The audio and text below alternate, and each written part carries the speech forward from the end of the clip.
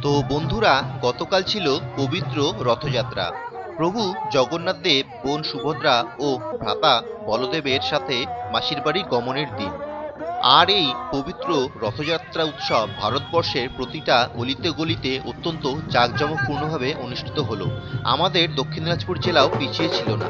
এখানে ছোট বড় মিলে অসংখ্য রথ বেরোয়, যার সঠিক হিসাব হয়তো কেউই দিতে পারবে না। যেমন গতকাল তপনের রাধাগোবিন্দ মন্দির থেকে গঙ্গারামপুরে ফেরার পথে শুধুমাত্র এই কয়েক কিলোমিটারের মধ্যে প্রায় 10 থেকে 12টা রথ চোখে পড়লো।